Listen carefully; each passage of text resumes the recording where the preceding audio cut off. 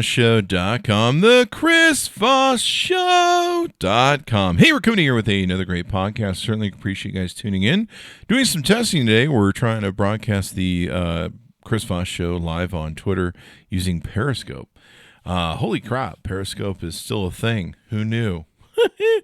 Anyway, guys, we appreciate you guys tuning in. As always, be sure to refer your friends, neighbors, relatives, and subscribe to the show at the CVPN or Chris Voss Podcast Network.com. You can see all of our wonderful shows and everything we're doing there and all that good stuff. So, we just kind of relaunched and redid theresistanceradio.com, which is our political podcast. It used to be called Chris Voss on Politics, but we changed it. We like the Resistance Radio much better. Kind of an homage to that,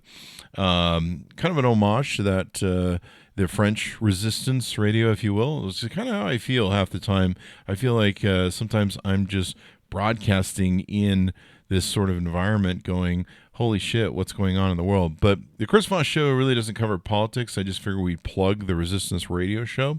So if you get a chance to check that out and all that good stuff. So you can also find it on Resist Radio Pod on Twitter, Resist Radio Pod on Twitter. And you can check it out there. Give the account a follow. I'd certainly appreciate that. Let's talk about the news, what's going on in our world. I don't really have any business topics like we normally discuss in the Chris Voss Show. But what I do have is some kind of advice on what's going on with current times. I hope everyone's healthy. I hope everyone's doing well with this sort of quarantine thing. I hope everyone's, not caught in the virus and all that good stuff. I'm going to pray and hope that that is the way things are going for you and your family and your loved ones, everything else. So let's hope that goes down that way.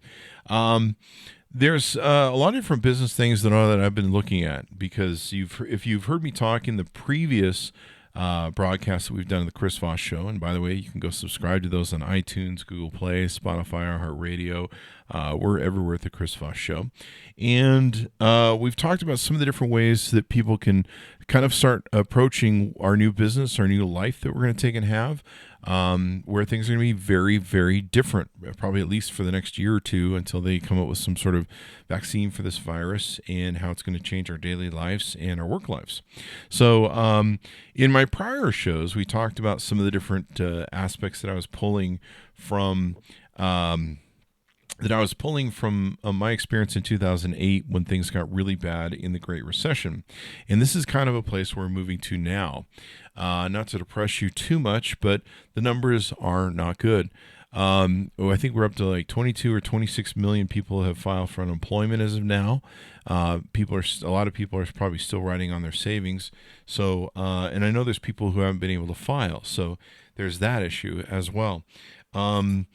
So I think it's going to get pretty bad, and we're probably going to see unemployment numbers close to the Great Depression. And so the biggest question is, how are we going to deal with this? What are we going to deal with this? What are we going to do? Now, we've gone through this month of where we've all been in quarantine, or a little longer than a month for some of us, to avoid overloading the hospitals. And it seems like right now the hospitals have been able to play catch up, or at least they're getting there to play catch up. And we are trying to open up business again. And I guess we're going to have to balance filling the hospitals with people and getting infection and, trying to either, I guess, get herd immunity of some type, although we don't know much about this virus. But there's going to be a lot of people that are unemployed, and employers are going to have to make some new choices. One of the things I've been sitting down and thinking about, what are employers going to have to deal with? What are employers' challenges they're going to take and have with people and their employees? One of the things they're going to have issues with is this whole keep people apart by 6 feet. It's going to be pretty challenging. Most restaurants, when they build restaurants or most places of business, they're designed to be very compact. They're designed to pack people in and maximize the use of office space. So you're going to have a lot of challenges if you run a type of business like a bar or restaurant or something of that nature. Even like I guess we're seeing in the next week or two, we're seeing shops that are going to be open for haircuts, tattoo salons. And so the new challenge of being in business is dealing with these aspects of where you have to keep people 6 feet apart. And is that cost effective for you? Certainly most restaurants, when they equate their business models, they're looking at number of tables they have in their place, number of service, occupancy, all that sort of good stuff. But they won't be able to fill it with the amount of people that they need to maybe make the huge amount of profits they used to have to. And of course, that's going to trickle down to a number of employees that you're going to keep on and amount of business you're going to have. And so there's a lot of hard choices business have to make. One of the other choices that you're going to have to think about if you own a company, like a business setting where the employees show up to work in, say, cubicles or something of that nature, you're going to, of course, have to start investing more in cleaning and disinfecting. I'm seeing a lot of disinfecting companies that are coming online that are good at going in and defogging everything. I remember we used to do that years ago. We had a big telemarketing dialer. We had about 50 people in a dialer, and I remember my vice president, who was in charge of all the telemarketers. After he would close down at night, he would take 2 Lysol spray cans, and he'd literally start at the back of the room and back himself out of the office. It was this long sort of corridor office that we had, and he would back himself out of the rooms just blasting frickin' Lysol. At the time we were in Salt Lake City, Utah, and so the flus here get really awful. I mean, just scary awful. And the schools... All right, did I say the schools? The state here gets super sick, but the schools act as super breeders for any sort of virus. And so they just share it with everybody, and it's crazy. So he would just walk out of the office just blasting 2 cans of Lysol and back himself out of the office, close the door, of course, and you're just like, hopefully that's all cleared up in the morning. This is like defogging the whole office at the end of every night, mainly because we didn't want, our employees getting sick. So this is our new world that we're going to have to live in. We're going to have to be ultra clean. We're going to have to be ultra good about sharing, not sharing the virus, if you will, about how to, not pass it around. Everyone, of course, is going to have to get used to wearing masks. But if you're an employee or an employment company if you're a company with employees, let's put it that way. I'm actually screwing around here on the side. You're going to have to probably look at doing more of this at-home business. I really think that what's going to happen out of this is really going to force us to become a society where people work at home. Now, I've been working at home since 2004. I've always had my own business, so I had the ability to work at home since 2004, and I'm fairly comfortable with it. As you can see, wearing a hat, probably wearing clothes from God knows when, and probably need a shave. I don't know, need a shave, and of course my hat's covering my scruffy hair that hasn't had a haircut in 6 weeks or something. We need scissors. So, but you're probably going to have to adopt your business model to where you are allowing more employees to stay home, work from home, partially because your employees now have real issues with schooling if they have kids. So it looks like some school systems are out for most of the year or all of the year in the school year. I know New York, Bill de Blasio was talking about canceling the next school year, and Governor Cuomo kind of squelched that a little bit. So I don't know what that's going to happen, but you may want to prepare for it in your business models of like, okay, so do we need to start looking at, how we performed at having people at home doing these Zoom meetings and how is the work productivity gone, and can we keep doing this? Now, I've of course worked, advised, counseled, consulted with a lot of different companies in technology that are used to working from home. In fact, usually I know people that have app companies and stuff, and and online software companies that their employee base is around the world, and they're used to zooming in. They've been doing this for like 10 years. They're used to zooming in. They're used to doing everything. And, there's one guy in Prague. There's another guy in Russia, another guy in Venezuela, another guy in Europe, another guy in U.S., another guy in Japan. And they're used to this. And so I think this is going to force a lot of companies to have people just stay working at home. And this is going to affect some other things too. There's going to be some effect on commercial buildings, because normally now, and it used to be you'd be like, okay, well, let's buy a commercial building or rent a commercial building and fill it with a whole mess of people, and how much profit does that make when we fill it with X amount of square footage of employees, yada yada yada. Now you got to put this 6-foot rule into everything, and I think it's going to be a challenge. I think it really is, and I think it's going to make a difference. And if you own a business, I think you're going to want to put that sort of mentality into what's going on and what the future is going to bring. And you're going to have employees that are going to have to choose between you and other employees that might provide better child care, because a lot of these people are going to have their kids working at home. So you're probably going to have at least one parent working at home, and they're going to have kids. You may want to look at business-wise in your business model, maybe doing something that has an educational format, like as a benefit to your employees, where, hey, if you come to work for us, we give you free accounts with, I'm trying to think of the education site that does the video education. Oh, God, who is it? The Khan Academy. So you may want to give away free Khan Academy, subscriptions or whatever the hell, buy a whole bulk of those. Maybe you want to cut back your weekdays.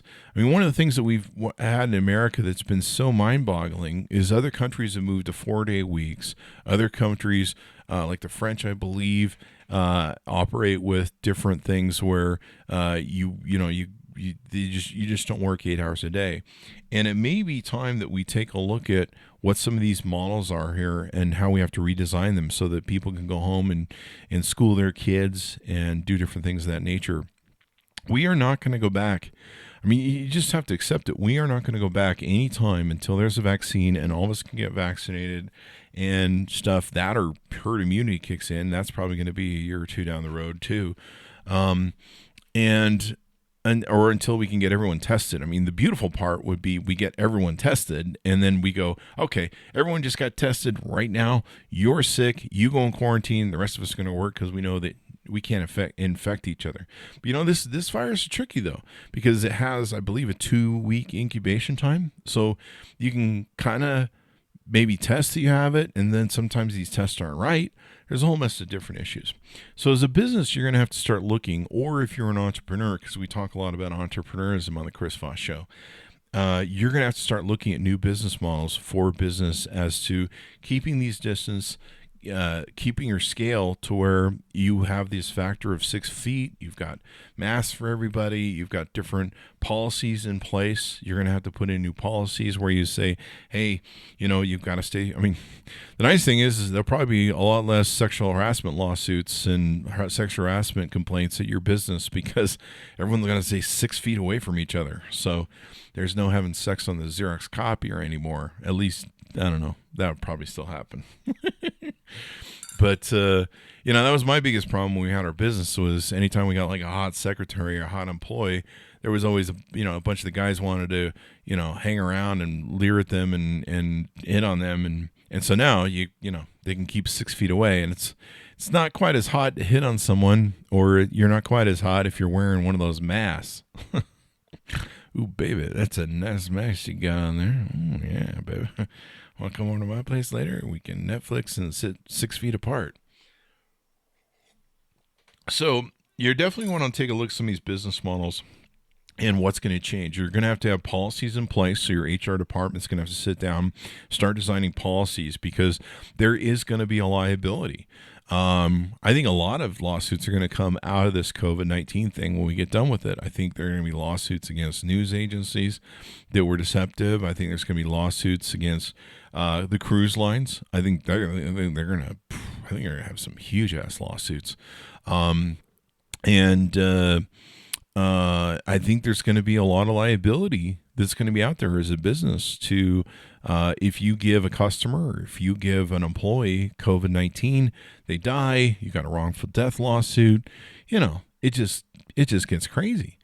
And so you're going to have to spend a lot more money in cleaning your offices and making sure that everything's sterile.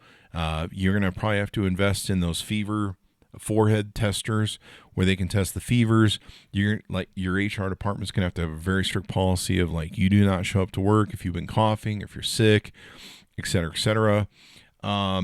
It's going to be really interesting from the aspects of running a business, being an entrepreneur, or being a large company, and what you're going to have to deal with now, because the game is changed, and it may be changed for a long time until we can get this under control. And even then, who knows? There might be another virus that can come next. There might be other issues. Hopefully we can, reach a point in our society a couple of years from now where we can go back to normal. But like I said, it's going to affect a lot of people. There's going to be people that are going to be out of work en masse. I mean, we could be looking at Great Depression numbers. I was watching somebody today talking about where they're almost at 20% unemployment in their city or county. And during the Great Depression, the highest numbers they had for unemployment were 10%. If you go back and Google Wiki the Great Depression, for the large part, for most of I believe it was for 4 years that it ran, it was an average of 10% of the nation was out, but in the high numbers, it was about a quarter of the nation, about 25%. I believe in the early days or throughout somewhere, but we're there, man. When you're seeing, if we're at 26 million people unemployed, there's almost 330 million people in this place. It's starting to get a little freaking crazy. And there's a lot of people that have been hurt by the economy that don't register for self-employment. I don't register for unemployment. I'm self-employed. I really don't need, I'm still making income from my various sources, but I have taken a substantial freaking financial hit this year. I will not be earning anywhere near what I was used to making until, they get shows again and they get all sorts of other things going again, or I get some other different revenue streams going. And so technically you could actually say I was unemployed. But, I still have some income coming in, enough to survive. Thank God I cut up my overhead to go write a book in Utah. So I put everything in storage, got rid of the big house a few months ago, came up to write a book, and holy shit, I'm really glad I did. I would be really stuck right now if I had a big house. I don't have a wife and kids, so I'm lucky that way. And I didn't make any major purchases because I was planning on taking a year off to write this book. So I'm in a really good position for where I'm at. But I really empathize with a lot of people that, they've got 2 or 3 kids. They've got a wife and kids, or husband at home. And, they've got all these expenses. They've got, new cars they may have bought, new houses they may have bought. Credit card debt up the wazoo. I mean, this is a challenging time for everybody. So I definitely empathize with people that are having trouble. But there's a lot of people that aren't going to be registered on the unemployment rolls that really are unemployed. We went through this in 2008, 2009 in the Great Recession. There was a lot of people that were dual households and dual incomes, and when the layoffs happened, just one person stopped working, but they didn't register for unemployment, so it never did get counted. They just had the employment numbers technically go down, but since they sometimes counted by households, there really wasn't a true measure of that. And I think we're going to have the same thing with this. But we're seeing extraordinary unemployment filing numbers, and a lot of people just haven't even gotten to file. So I think there's still a tail off of people that can do the filing. I've seen a lot of my friends, like I said, talking on Twitter about how they haven't even gotten registered for their unemployment. They've been trying for weeks. They call for hours on a day on hold. They can't get the people. It's pretty freaking crazy right now, but this is going to affect the economy. So even if you have a business model where you're looking at, okay, so can we be sustainable? Can we make a profit, or can we at least break even for the next year or two, so that we can, pay our bills, keep our key employees that we need to take and do, and just try and keep functioning? Certainly, Some of these different models are going to make a difference in your ability to make money. I mean, there's a lot of restaurants that if you put 6 feet away on their tables and stuff, you're going to seriously impact the number of employees they can employ. You're going to seriously impact the amount of profit or whether or not they can break even or something. The restaurant business is a tough business, and so I don't know how hairstylist salons are going to do it and all that sort of good stuff. My biggest fear would be liability. Liability of giving someone the virus, getting sued, wrongful death lawsuits. It's just fucking crazy what you have to think about with some of these business aspects. And if you're starting a business, like I said, we talk about a lot of this on the Chris Voss Show. These are also some of the sort of aspects you're going to have to think about and worry about when you go into business. And it may be more you want an online business, but you're definitely going to have to think about these things, what they're about. If you're a company, you may want to start looking at, I don't fully understand this technology, but I'll drop the information here. I was watching the Army Corps of Engineers, the head of the Army Corps of Engineers. He was talking about how in hospitals, they have to do like a reverse air conditioning or reverse air suck, where instead of having a circulating air, where the air is circulated through a normal air conditioning system or a heating system, it sucks the air in, pumps it back in. They have to create a system where it sucks the air out and puts it outside so that it's not recirculating the disease through the air. If you saw recently in the Chinese diagram, I guess an example they found with someone who sat in between 3 tables. The person who was infected sat in the middle table, and the 2 outer tables of, I think, 4 or 6 other people got infected, and they think that a large part of it was the circulating air in the air conditioning. So you're going to have to take a look at some of these things. There may be different things you'll need to do not to spread the virus in a air conditioning circulated air environment. That, of course, runs into some costs. I think if you're a large company, that's something you may really want to take a look at doing. I don't know, I don't even know where to go with, HEPA filter controls and different things that could kill viruses so that they are not circulating throughout your offices, because otherwise you're just floating in a pool of viral contamination and spreading it to everyone. Maybe the thing to do is if you have an office, just tear the roof off and make it an open air office. That's probably about the best thing you could do. Hey everybody, we're having the office out at the park these days. We're just gonna set your desks up at the local recreation park and run the phone lines out there, and yeah, everyone's gonna get fresh air, plenty of sunlight, and away you go. So let me know if you're watching the stream right now or listening to the stream on Twitter. I'd love to hear what some of your business thoughts are as to what's going to change for us in business, what some of the aspects we're going to have to look for, and what's going to be the difference. But yeah, I think a lot of employers are going to have to consider the fact that their employees are probably going to have at least one parent at home that's going to need to do schooling, childcare, etc. I don't know how childcare is going to operate in the future. Certainly, here in Utah, for 40 years that I've known this state, their schools act as a breeding ground for flus and sickness. When I used to live here 20 years ago, you would get the Chinese virus, or I forget what it's, some weird cold that you would get, sinus infection. You would get that in December, and then you'd beat it. And then that motherfucking thing would come back worse after it went through the schools and became these viral breeding centers. And that's pretty much what schools do here. And I think any school. And daycare is going to be the same way. Can you imagine operating a daycare right now? Try keeping kids that are 4 years old 6 feet away from each other. They don't give a shit. They're like, oh, I want to play. I suppose you could put them in cages, but last I checked, the Child Protection Services says I can't do that anymore. That's why Chris doesn't have kids. No, I'm just kidding. Don't do that. That's bad. That's just a joke, people. So I don't know how daycare is going to operate in the future. I mean, so look around your world. If you're somebody, like I say, the Chris Voss Show has always been an entrepreneur show, giving advice to help entrepreneurs and people that want to go into business. And of course, now more than ever, we'll be focused on different things like that because we want to give people tools that they can take and use to start their own businesses and stuff. But this is definitely going to be a challenge because you have to retool your thinking for any new business you're starting or any business that you have going on. You've got to start looking around and going, how do we change our business models, what we do, how we do things, et cetera, et cetera. But yeah, I don't know how daycare is going to work. I'm not even sure it can work.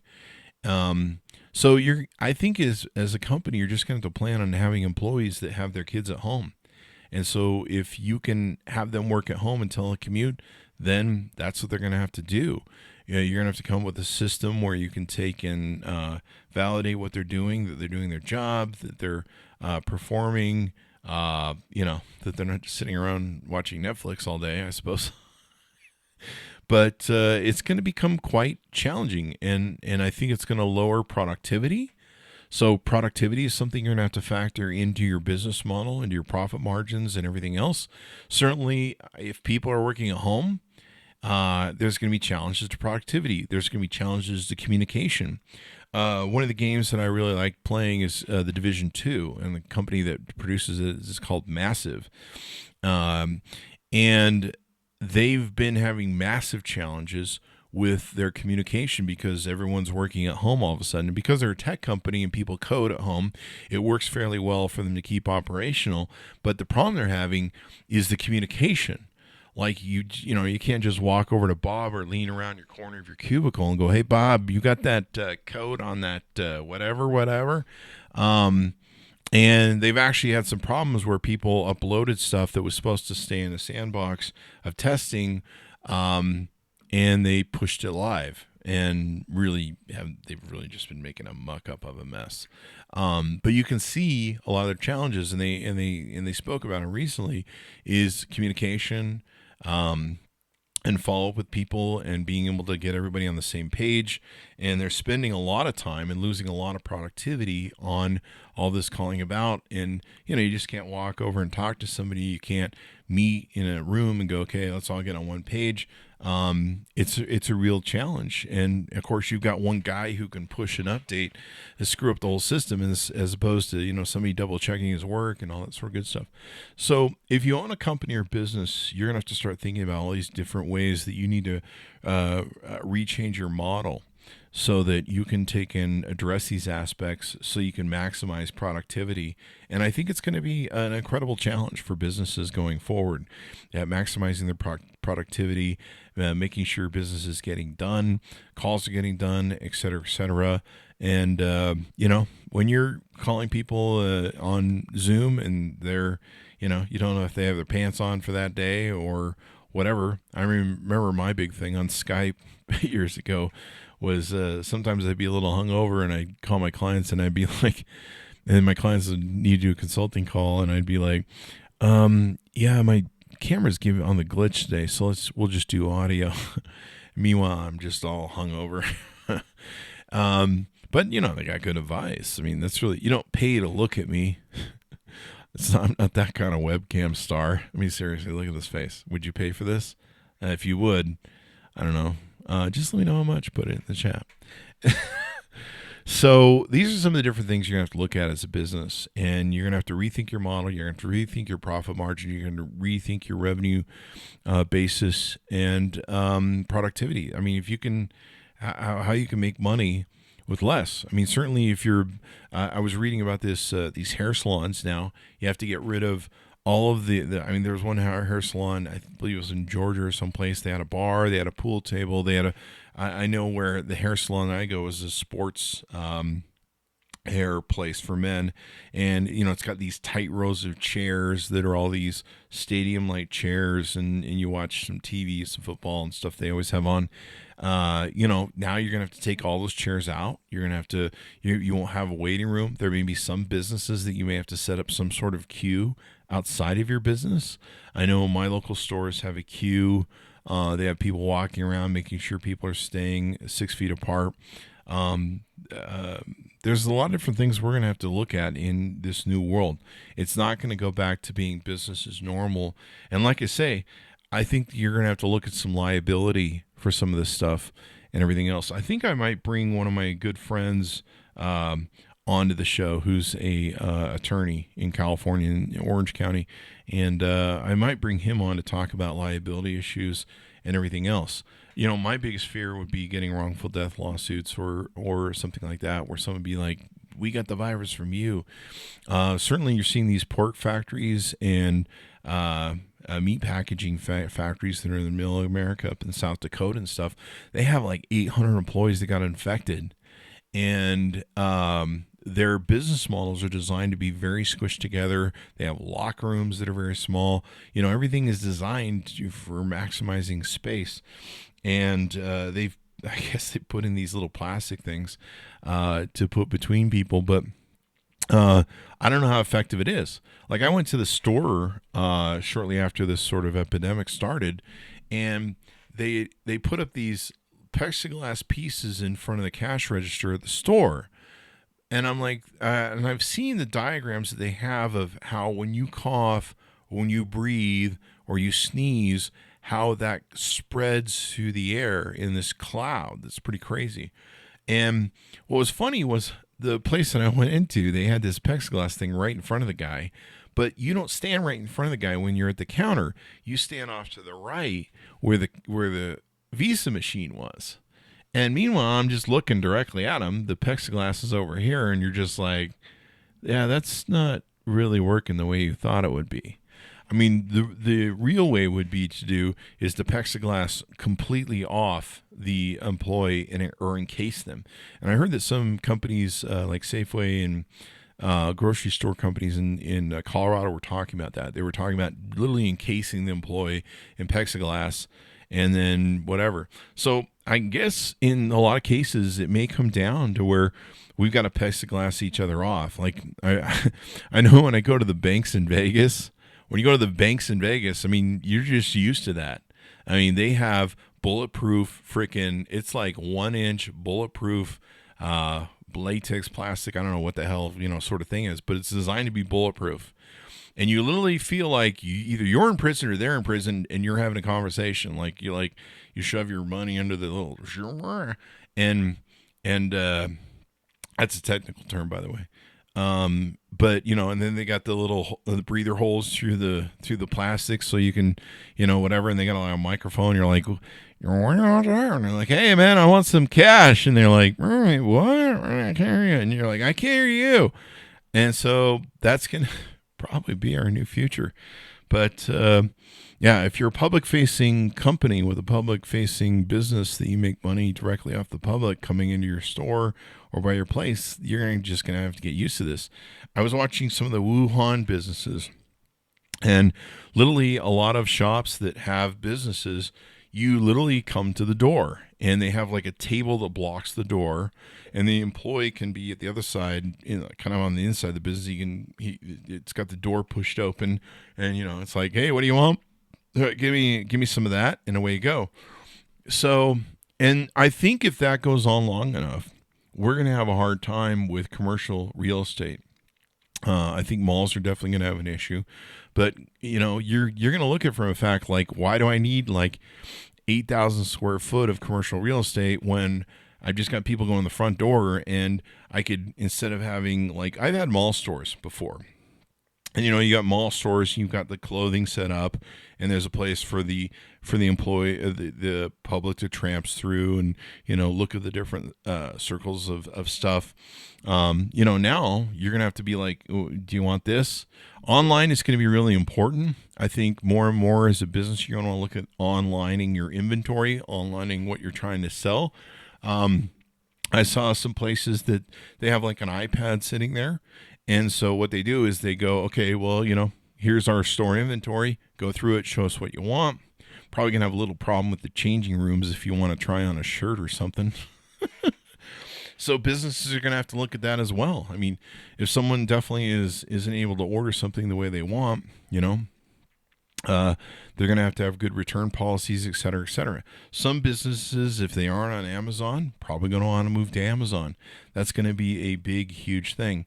Another thing you're going to want to do, and I've seen a lot of restaurants and fast food places adopting to this, is delivery. Service. You may want to start looking at your business, and this might be good because if you're looking at laying off employees, you're like, hey man, we don't know if these employees can do stuff for us, if they can, if we can keep them on board, get them in the delivery business if delivery is an aspect you can take and do. So if you've got customers that you've got a base in, dig through them and say, hey, would it be easier if we delivered our product to you? And remember, we're here for you. You definitely, hopefully at this point, have put them all on a MailChimp list so that they're getting MailChimp mailers from you. Text message lists. I would start collecting with all your clients their emails and text numbers so that you can put them on a text message list for sales and everything else. One thing I heard from a company today, they go, we're looking at cutting back our marketing budgets. This is not a time that you want to cut back on marketing. Marketing's really important.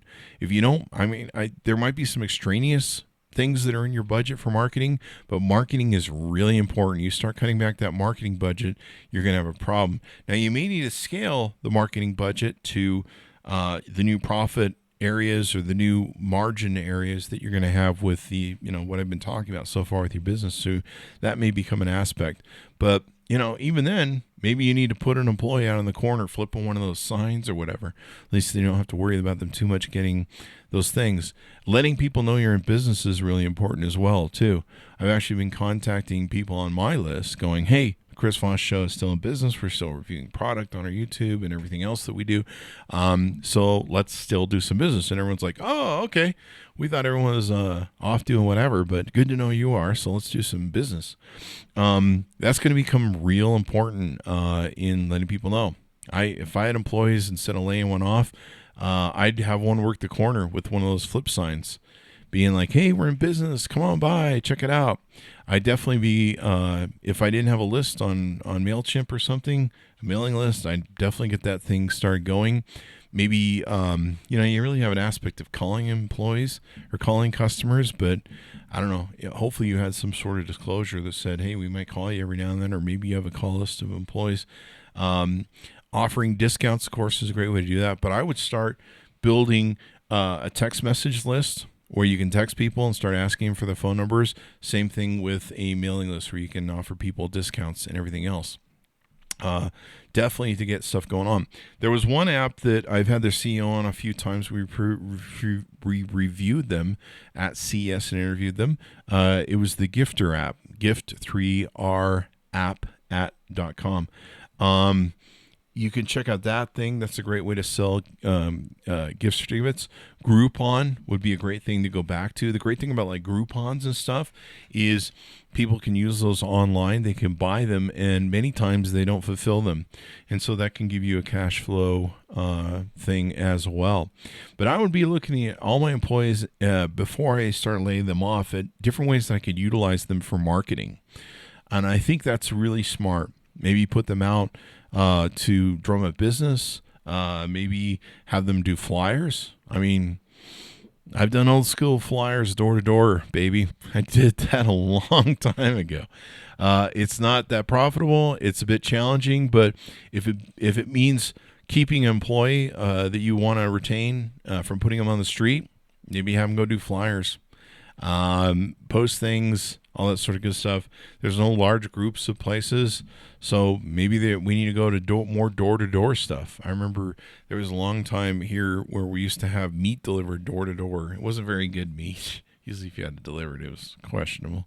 But, there used to be like these little vans that would drive around, deliver meat. I know there's a lot of food delivery services that are probably going to do well, like milk and everything else. It was kind of funny. I went to my local 7-Eleven. Notice they're now selling big things of bleach. They had like a whole bleach stand, and I don't remember ever seeing a bleach stand there. And I was like, wow, okay.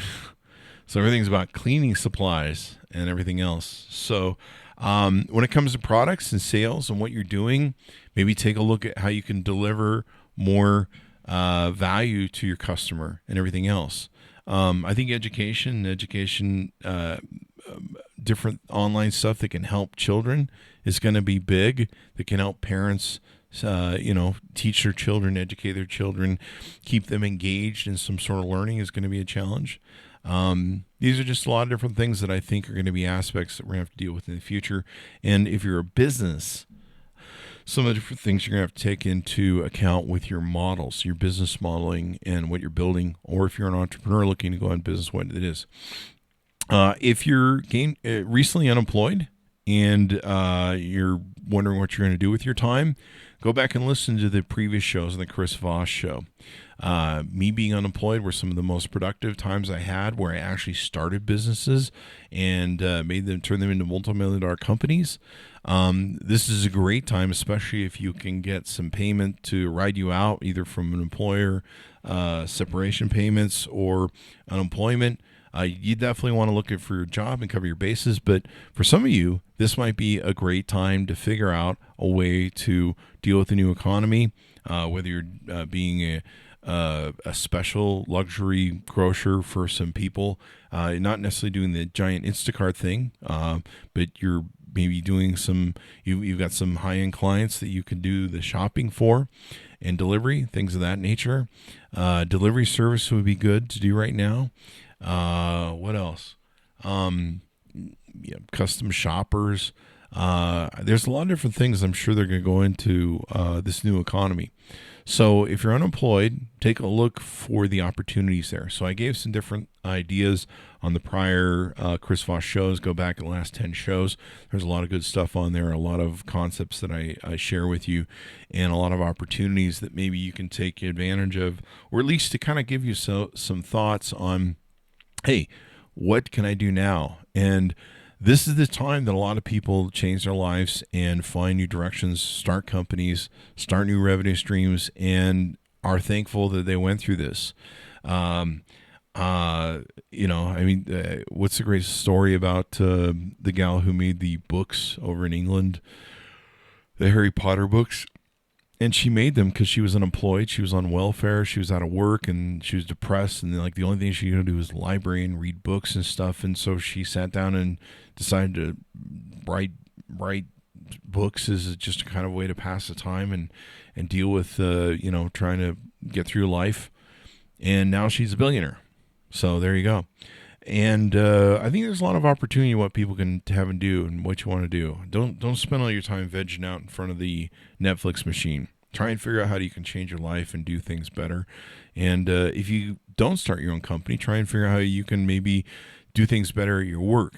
Certainly, if you work for somebody, the best employees, the employees that can deliver the most highest value to a company, are going to be the ones they're going to retain as layoffs come, as economic belts tighten, as the economy tightens. We're definitely going into a recession, people. We don't need to see